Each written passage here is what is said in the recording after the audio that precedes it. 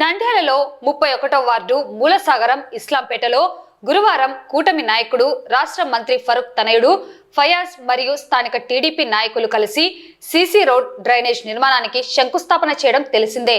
ఈ సందర్భంలో స్థానిక వార్డు కౌన్సిలర్ అనురాధ ప్రజల సమస్యలను పట్టించుకోవడం లేదని, కనిపించడం లేదని టీడీపీ నాయకులు అసత్యపు ఆరోపణలు, వ్యాఖ్యలు చేయడం సరికాదని, టీడీపీ నేతలు ఇష్టారాజ్యంగా వ్యవహరిస్తున్నారని, అది వారి విజ్ఞతకే వదిలేస్తున్నానని కౌన్సిలర్ అనురాధ పేర్కొన్నారు.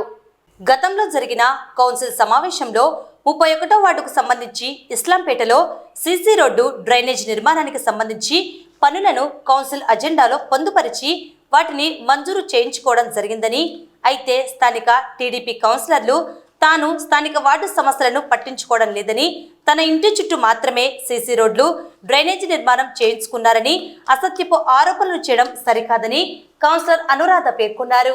గురువారం ఇస్లాంపేటలో మంత్రి తనయుడు ఫయాజ్ మరియు స్థానిక టీడీపీ నాయకులతో కలిసి అనధికారికంగా తన ఇష్టారాజ్యంగా మున్సిపల్ అధికారులు లేకుండా శంకుస్థాపన చేయడం జరిగింది. ఈ విషయంపై మున్సిపల్ కమిషనర్ దృష్టికి తీసుకువెళ్లేందుకు ప్రయత్నించగా స్పందించలేదని, ఎటువంటి సమాధానం రాలేదని కౌన్సిలర్ అనురాధ పేర్కొన్నారు. స్థానికంగా చేపడుతున్న పనులలో మున్సిపల్ అధికారులు ప్రోటోకాల్ పాటించలేదని, శంకుస్థాపనలో స్థానిక మున్సిపల్ కౌన్సిలర్, మున్సిపల్ కమిషనర్ గాని అధికారులు గాని ఎవ్వరూ లేకుండా అధికార పార్టీ నాయకులు కౌన్సిల్లో మంజూరు చేయబడిన సీసీ రోడ్ డ్రైనేజ్ నిర్మాణాన్ని చేపట్టేందుకు శంకుస్థాపన చేయడం ఎంతవరకు సమంజసంగా ఉందో వారి విజ్ఞతకే వదిలేస్తున్నామని అన్నారు. టీడీపీ నాయకుల ఇంటి వద్ద సీసీ రోడ్డు లేదని, మన ఇంటి చుట్టూ మాత్రమే సీసీ రోడ్ డ్రైనేజీలు నిర్మించామని అసత్యపు ఆరోపణలు చేస్తూ కౌన్సిలర్ స్థానిక ప్రజల యొక్క సమస్యలను పట్టించుకోవడం లేదని, కనిపించడం లేదని మాట్లాడడం సరైన పద్ధతి కాదని, దీనిని తీవ్రంగా ఖండిస్తున్నామని కౌన్సిలర్ అనురాధ మరియు స్థానిక వైఎస్ఆర్సీపీ నేత భాస్కర్ రెడ్డి పేర్కొన్నారు. కూటమి ప్రభుత్వం అధికారంలో ఇటువంటి చర్యలకు పాల్పడడం స్థానికంగా విమర్శలకు దారితీస్తున్నది. ప్రజలు వాస్తవాలను గ్రహించాలని, కూటమి నేతల తీరును తెలుసుకోవాలని కౌన్సిలర్ అనురాధ పేర్కొన్నారు. నేను అనురాధ 31వ వార్డు కౌన్సిలర్ని. ఈరోజు మా వార్డులో వచ్చేసి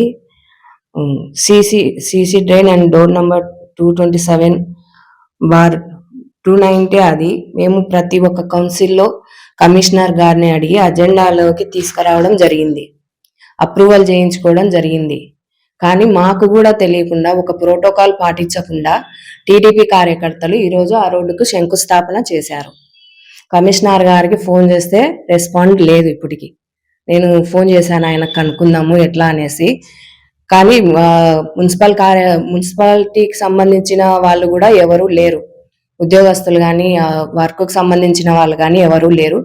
వాళ్ళు ఎవరో అనధికార వ్యక్తులు వచ్చి అక్కడ శంకుస్థాపన చేసుకొని పోతున్నారు. పైగా లోకల్ కౌన్సిలర్ కనిపించడం లేదు, ఎవరో తెలియదు అనే కిందికి మాట్లాడుతున్నారు. ఇది ఎంత మటుకు సమంజసమో వారి విజ్ఞతకే వదిలేస్తున్నా నేను. ఈ జగనన్న ప్రభుత్వంలో గడప గడప ప్రోగ్రాం కు మళ్ళా ఎమ్మెల్యే గారు వచ్చినప్పుడు, మాజీ ఎమ్మెల్యే రవిచంద్ర కిషోర్ రెడ్డి గారు వచ్చినప్పుడు కూడా అక్కడ సందర్శించి కంపల్సరీ వేయించాలి అని అనుకోవడం కూడా జరిగింది. అప్పటి నుంచి కూడా మేము ప్రతి కౌన్సిల్లో అడుగుతూనే ఉంటే ఇప్పటికే అది అప్రూవల్ అయ్యింది. మాకు కూడా ఇన్ఫర్మేషన్ లేదు ఇప్పటి వరకు. మళ్ళీ వాళ్ళే అప్పటి నుంచి మేము అడిగితే ఇప్పుడు అప్రూవల్ వచ్చింది. మేము కౌన్సిలర్స్ అడిగింది ఏం లేదు, మేమే చేసుకున్నాం అన్నట్లు వాళ్ళు మాట్లాడుతున్నారు. కౌన్సిలర్ కనిపించడం లేదు, కౌన్సిలర్ తెలీదు ఎవరు అన్నట్లు మాట్లాడుతున్నారు.